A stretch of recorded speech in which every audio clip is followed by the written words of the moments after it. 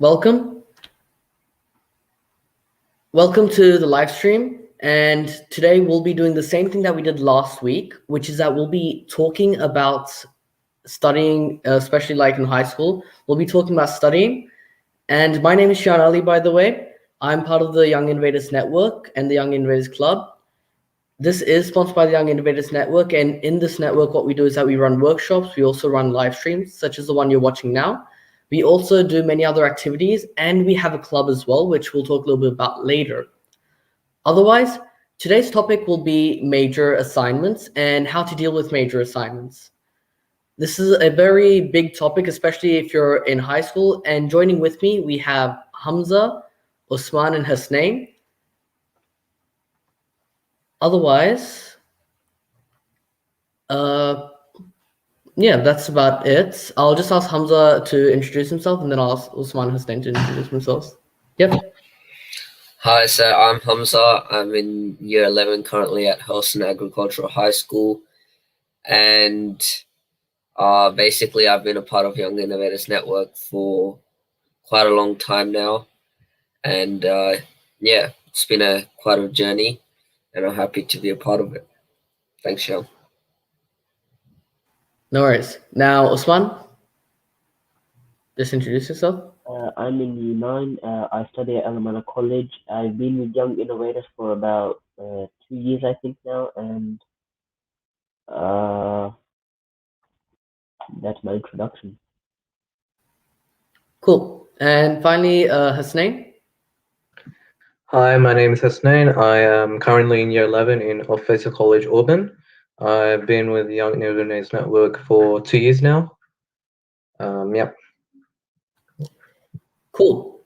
Now, as I mentioned, today's topic was major assignments. So what we'll be doing is that we'll be looking through a video, and this video will talk about what we should do in regards to major assignments, and we'll be giving our critique and what we think. So we're basically reacting to this video. So we have the video on screen now, so we'll get started. Also, by the way, before we get started, the audience can also join us in the comments, so you guys can also comment and give your own thoughts and opinions. Yep. Let's start. Basically, we're dealing with a major assignment, which is at least teacher give you for 2 weeks to do it. So that's what we call is decent sized assignment. What teachers normally use, the modern learning approach is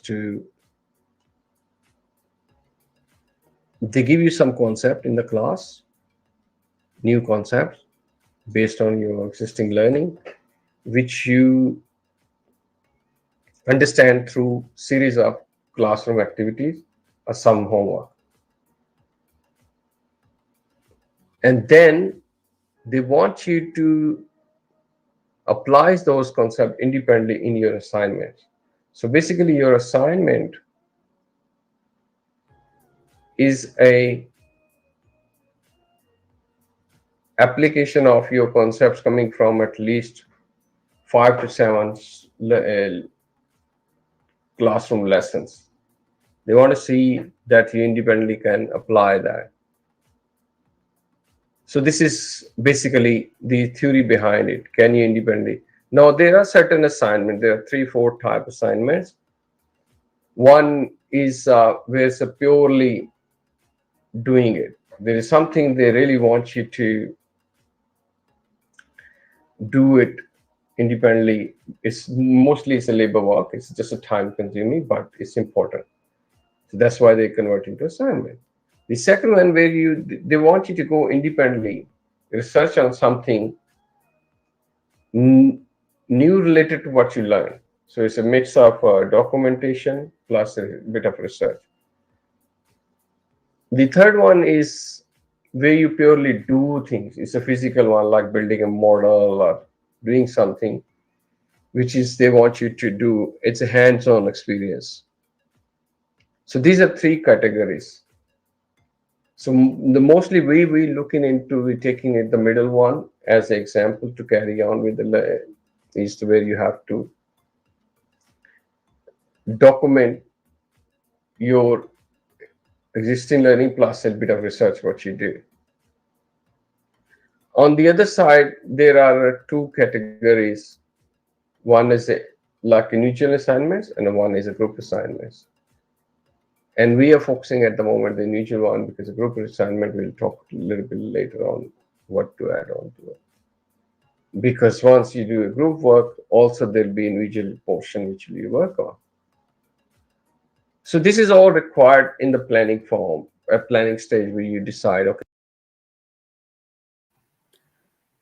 So that was some background context for us. Now, does anyone have anything they'd like to add on or say about that first section of the video? Just unmute yourselves and say something. Otherwise, if you don't, just say you're fine or something like that. Just so that we know. So I'm guessing, yeah. What he said was right, but for those of you who might be confused, like laborious assignments might mean like essays and like the reports that cleans up things. Yeah, regarding labor assignments as well, I was gonna mention that they're actually very useful in the sense that they're only there for the school to understand if you actually went through the learning. So, for example, yeah, that's basically what I was gonna say. And another thing about labor assignments is that they're an easy way for students to get marks. Because if you follow the marking rubric, it's free marks for you, and it actually helps students a lot who aren't performing that well. So that's something that the video missed. If anyone doesn't have anything else to say, because there's one more thing I'd like to say before I continue. Yeah, go Nothing? for it, Sean. Cool. Yeah, go for it. So what the last thing was that they mentioned that you have your concept and then you understand and then you apply it, right? One thing that they forgot to mention is that on a larger scale in time, sure, that's how it works. At the start of the term, you might have your concept. But if you look at every single period of a day, for some certain subjects or for some different schools, that's not how it works. In fact, how it works is that they might make you do a hands-on activity first, and then they'll make you apply something. Then they'll do the whole process in reverse. And when you do the process in reverse, they try and use this to teach other students that don't get the hang of things easily. And it also allows for kinetic learning or some kinesthetic learners to thrive in such sort of environment. But yeah, that's all I was going to say. So not all schools work like that, but a majority of them do explain concept, etc. But that was it on my part. So I'm guessing we can move forward now from here. So all that's right. Okay, what kind of assignments I'm doing. So in a planning phase, the first and most important thing is you get your assignment early. So you start early basically. So when your term starts, most of the teachers they give you the term plan which includes the assignment portion in it. So just make sure by any chance somewhere you don't get on time, but the due date will stay the same. So you demand for it. So and put that in the planning. Say put that dates. At least there are three three reminder you put in your calendar. So that's very important. One is when you say, okay, the assignments is due in 2 weeks. Whatever the timeline is, just divide into three. When is release, when you need to send a draft, and when is the final due date. So you put three reminders.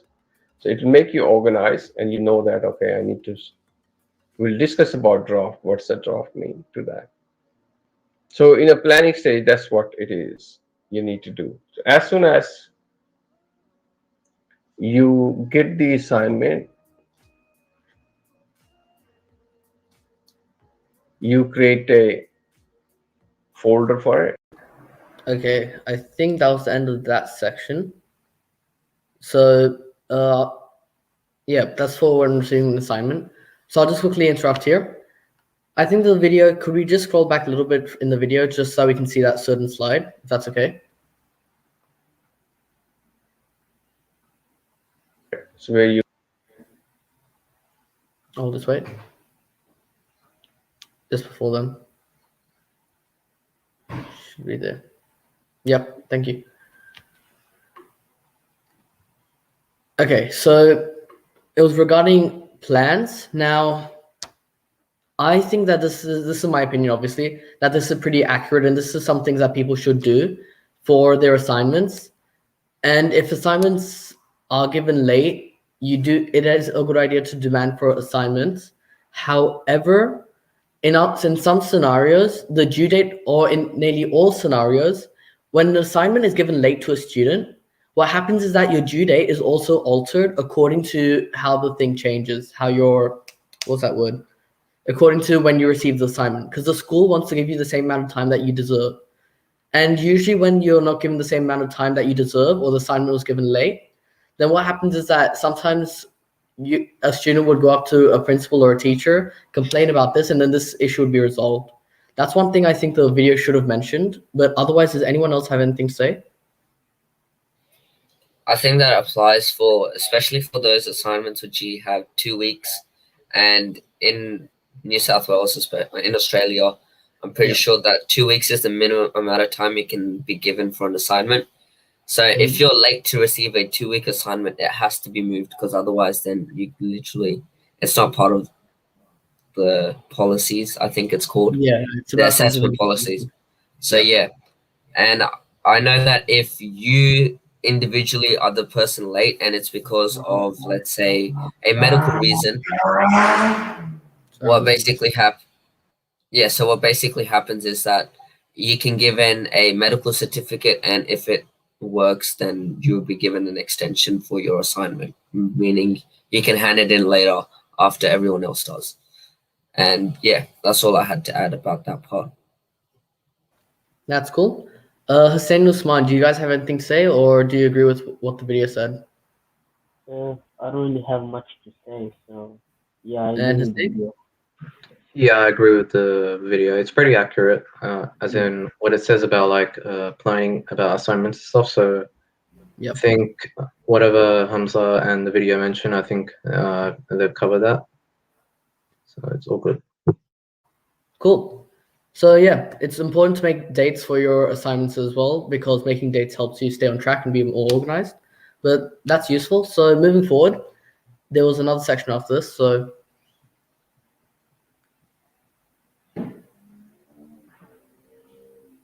yeah, You create a folder for it, so where you keep all the resources related to it, all your research, all your artifacts, all your images, diagram, whatever required, you keep in there. So when you need it, it's all there in a one folder. The second thing, as soon as you get the assignment, you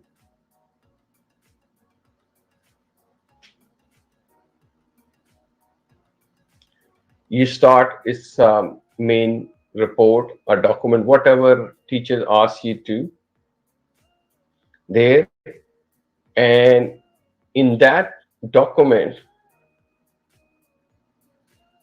fill as much you already know. So we call it dump it. So all the information you already know, just dump it. That includes, most importantly, is the rubric. Just make it part of that document. Rubric is, if you don't have, ask for it. This is also very important. The assignment marking criteria, you ask for it, so you know exactly how a teacher is going to mark it. What's their expectation? This is very, very important. It's like okay. So once you know, you have created a folder. Within that folder, you created a assignment document. In that document, you start working on it. okay. Now, when it comes to when receiving your assignment, it would be great if we could just go back again, just so that we have everything on the screen for everyone to refer back to. And Also, yeah, that reminds me one more thing, which is that the audience, by the way, whoever's watching, you guys can also comment and give whatever thoughts you have as well. Otherwise, when it comes to receiving an assignment, everything that's been mentioned in that section, do all of us use a similar approach? Not everything has to be the exact same, obviously, but I just want to confirm, like, does all of us use a similar approach? Because I sure do, but I just want to know if anyone else does use it. Yeah, Yep. yeah, I definitely use the similar approach because I think it's really useful to having creating a folder and dumping all your resources. Because when you're doing a research task, especially, you have so many resources that you have to go through. It could be like images, graphs, websites, and whatnot, and just putting it in your folder so that you can look at it when you need to, and not like having to go back and then going through your history, looking for what you need, clicking on it, finding it. That's just not time efficient. And basically, when you create a folder, dump everything, label it properly, name it properly, you can search for it on Google Drive or whatever, and that's good time usage. Yep. So Thanks, yeah, Hamza. that's what I was. No worries. And other than that, I also agree with the fact that when you have a rubric, it's very, very important to make sure you go through that rubric. Rubric gives you your expectations, and also it helps you understand what you need in your assignment. Otherwise, Usman, do you have anything to add on or say? And also, do you use a similar approach?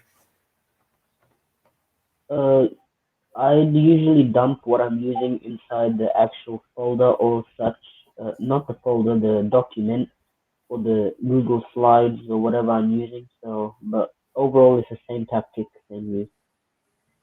Yep. And Hussein. To be honest, I actually don't use this approach, which is kind of which I realized until now, because normally I would do what Hamza said not to do, which is actually go through all the links and resources when you work on your assignment, instead of like collecting all the links and resources once so that you can have them before. But like off, and this is good for me because I know how to save time when doing assignments, because normally assignments take up a lot of my time, and especially if they're research ones or they're hands-on ones, I need a lot of practice on them, and I need to dedicate a lot of time on them, dedicate a special schedule to them as well. And and I think that what the video mentions and what Hamza mentions as well, I think it's really helpful to know, especially if you're someone like me who does it in an extremely time inefficient way. So that was really helpful. So that's good to know. And well, let's see, hope that you have a successful, let's say, experience with it when trying to attempt using this method. But yeah, that's really helpful. Moving forward, there was more to this, so let's go and listen to that.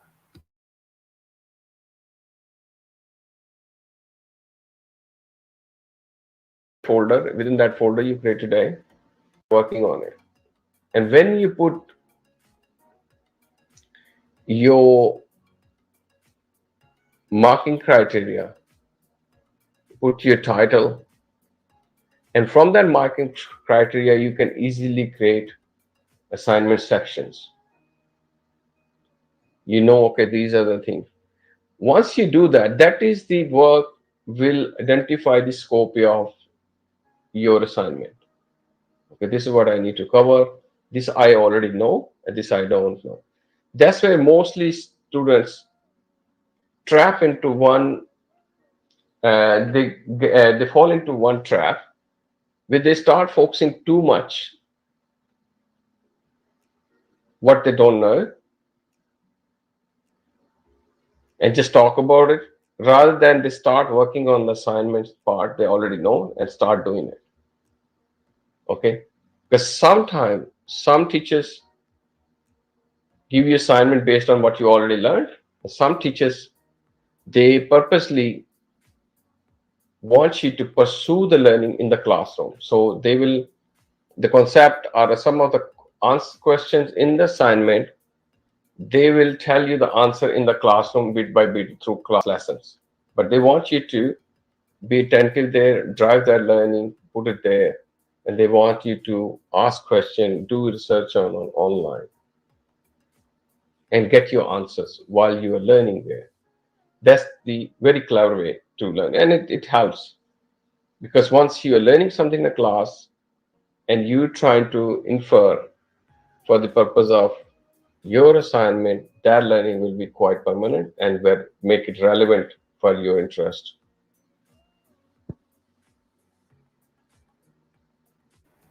Cool. So that was it there. Now we come to the Now, in regards to after receiving an assignment,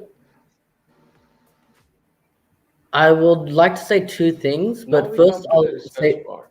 um The research. that's Now fine. we come to the research Can we part. pause the video, please? The research part is a never-ending process. Hello? Okay, that's where we gonna cover a separate topic. Is we will discuss later how the research happen. That's not the focus on. Wait.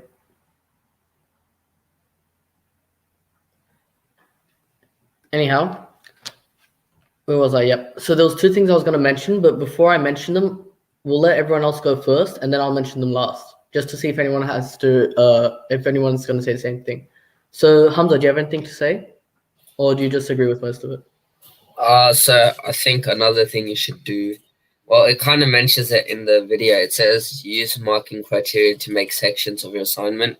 And what I think you should do is when you create those sections, create a timetable for when you want those assignments done, just so that you can be on task throughout, let's say, the 2 weeks that you're, given the time, given the assessment.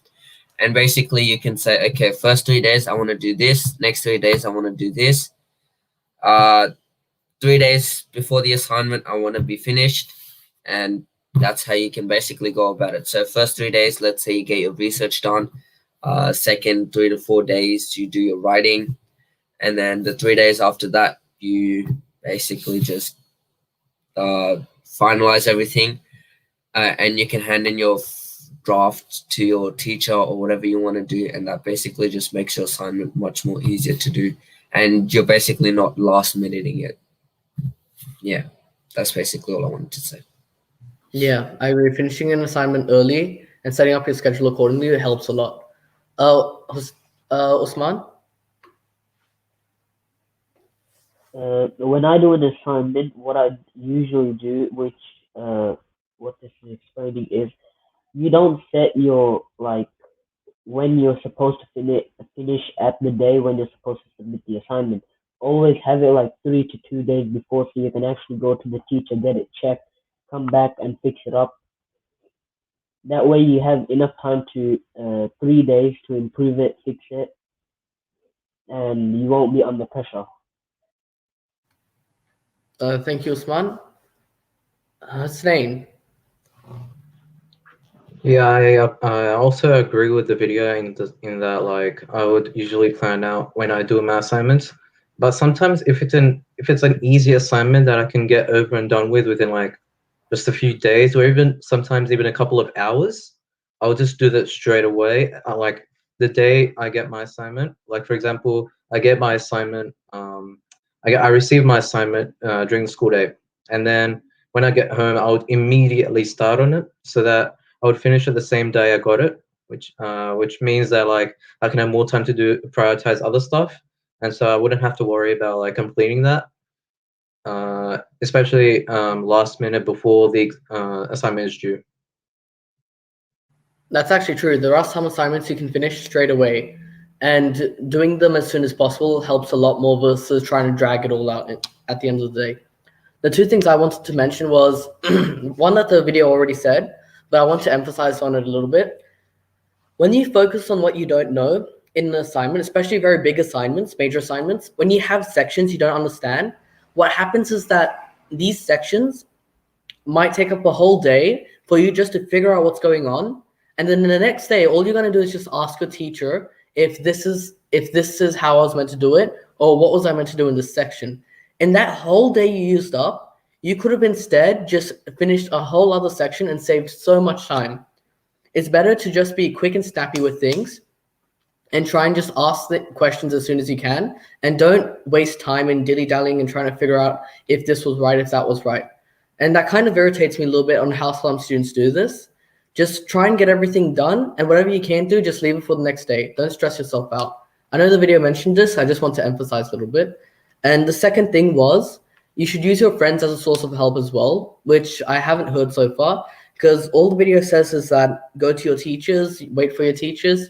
You also have to realize that you're not the only one doing an assignment. Your classmates and your friends are also doing them. You can ask them for help because everyone's there to help each other and to also learn. So, and you're in a school environment just so that you can socialize as well. So you can go to your friends, ask your friends, well, do you guys know what to do for this section? Have you spoken to the teacher about this? That actually saves a lot of time. And also you can get your questions answered at the same time, which is really efficient. So make sure to contact your friends and ask them for help as well whenever you need it. That's what I was going to say. So that section was pretty accurate otherwise. So we'll move forward from there.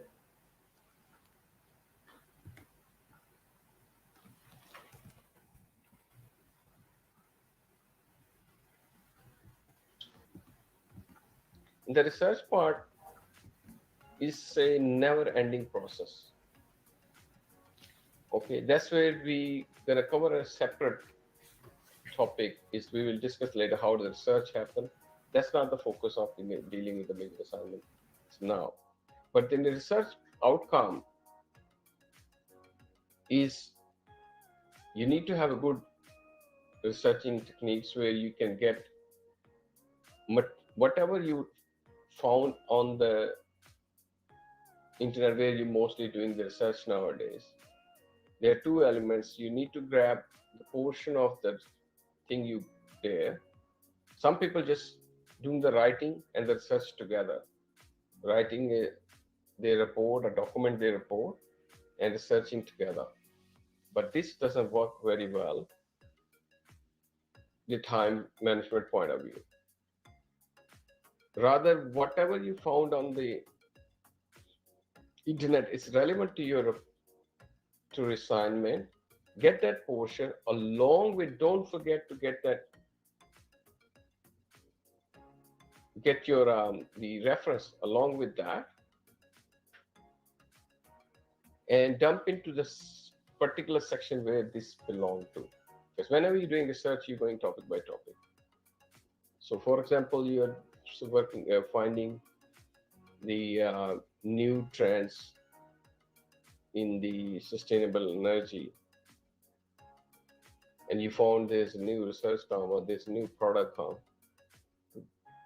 So get that picture, image, or a paragraph which you think is relevant to you, and go to that particular section, dump it there along with the URL of the website or book reference. Just put it there at the moment. Don't get into the trap where you're doing too much research and not having a time to document all that. Once you've done this research, that's the time you need to show it to your teacher as a first draft. Look, this is I already found it, and these are things I don't know. Teacher will help you, guide you, or steer your learning based on what you've done. They won't give you answers. So that's the first draft, and this will also give you a tick that you're on the right track. If you are going somewhere else, and they will just straight away. So that should happen at least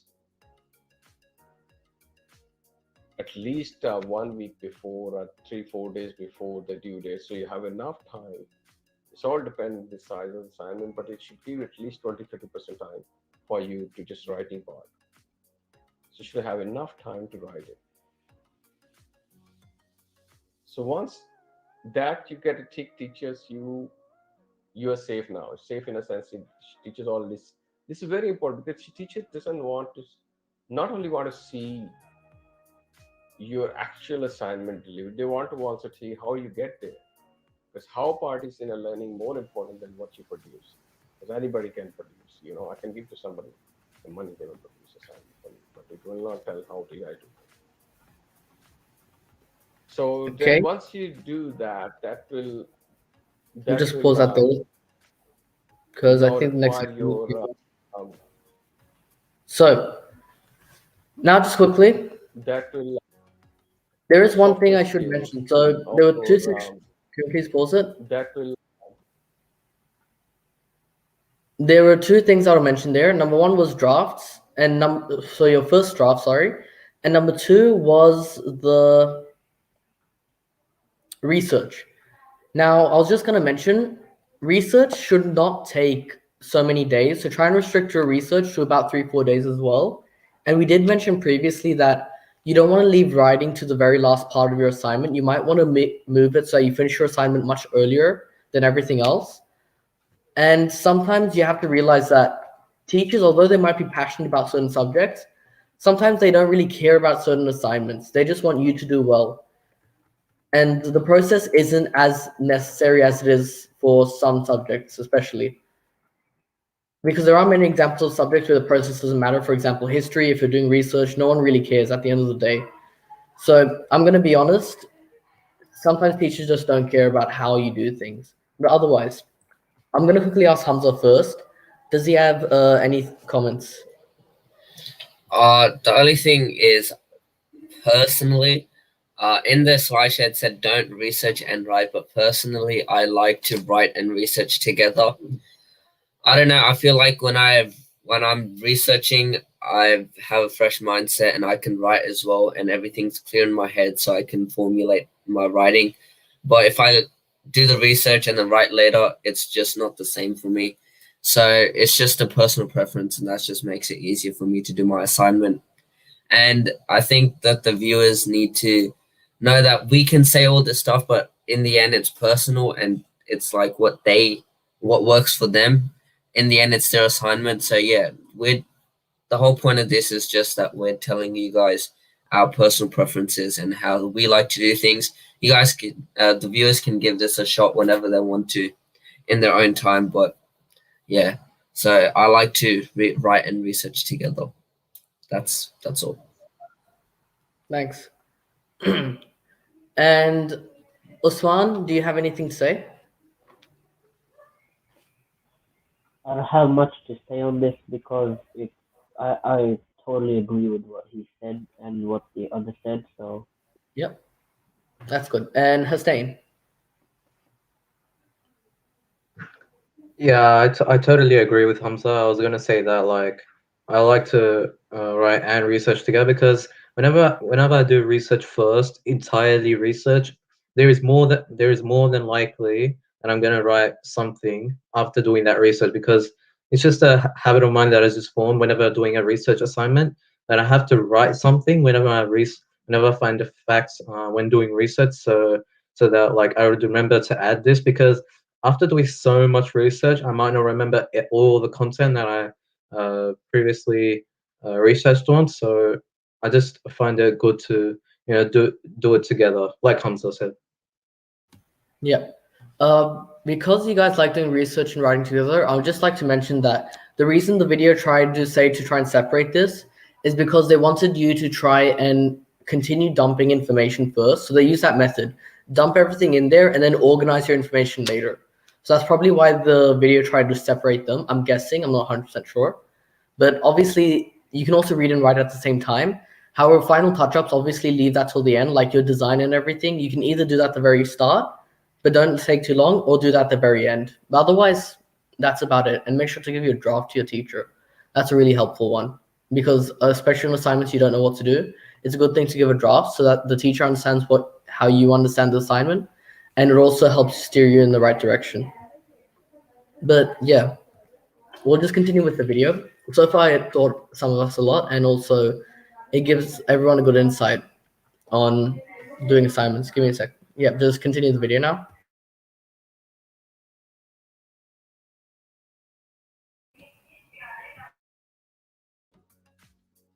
Now require your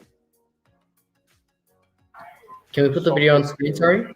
How much do you use to save the time in the actual software, the writing part? Having a tools to create bibliography using stars in the what we call this word processor and your English skills and then your bibliography writing skills. There are tools available to do produce that, and Google will be very good with that if you use Google Doc in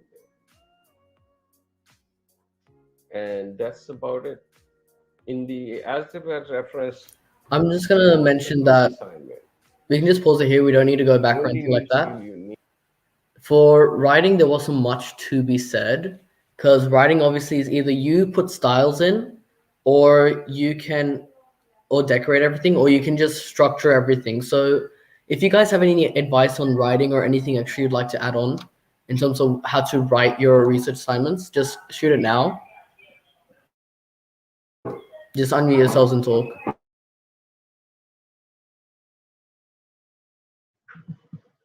Personally, I don't have like specific advice to give when it comes to writing, but all I can say is that organizing information in a way that makes sense and group information that is specific to that category. Because sometimes when you do a lot of research in the beginning and then start to write, you might be confused which one relates to which. So that's why I said before, it's my personal preference, but it's up to you what you want to do. That like you write and research together so that you know what you're doing from the get-go, and you don't confuse yourself after doing so much research and you start writing later. Yep.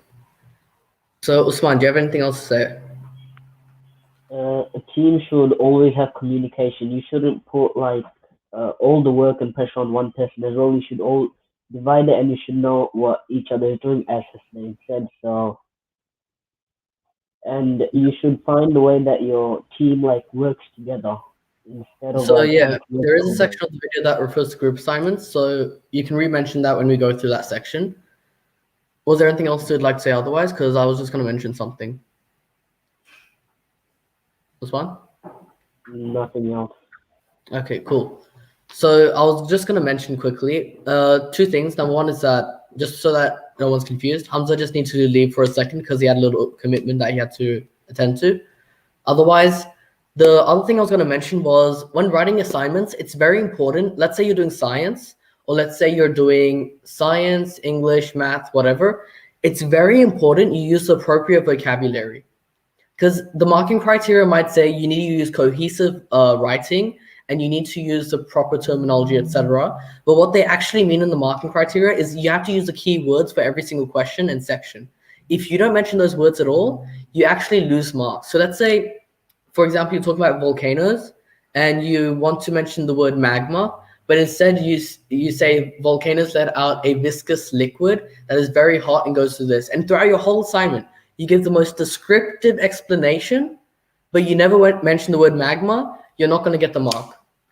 And although it kind of isn't the best in that sense, or when it comes to assignments, it is important to use a good vocabulary, especially regarding your subject. So always make sure to be pinpoint with your vocabulary, and using a stronger vocabulary like complicated words for subjects like legal is actually really good to both impress your teacher and get extra marks for your cohesive writing. So that's what I would advise on writing. Otherwise, there's group assignments that's going to be discussed now. So we're only talking about individual. So we'll see this section now.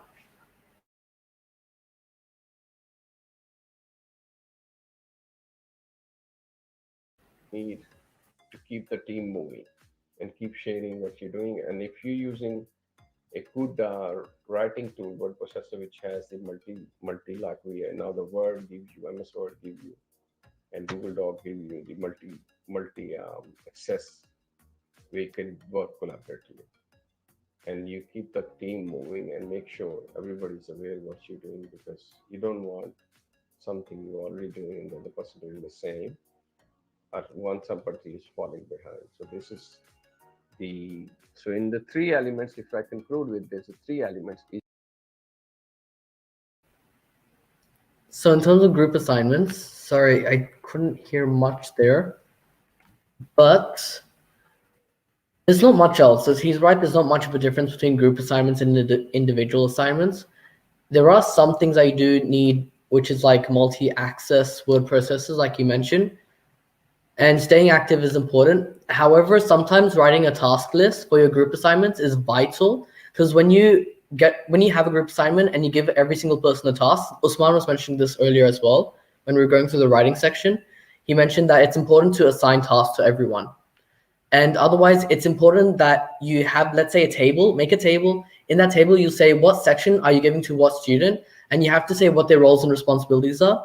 And if you also incorporate a due date, that means you can also make a calendar in which you can give your teacher a draft to look at. Because in a group assignment, usually what always happens, or majority of the time happens, versus individual assignments, is that you never give your draft to your teacher because you're so confident with your group and you sometimes get carried away. But if you do give a draft in a group assignment, that's vital for your learning and also for the learning of the other students with you.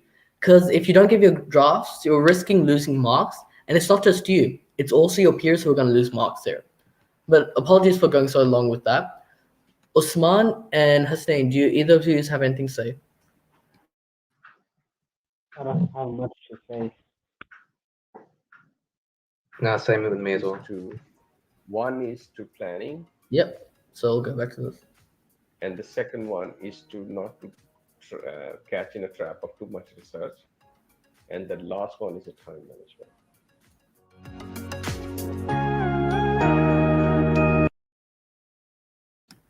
So that was the whole video.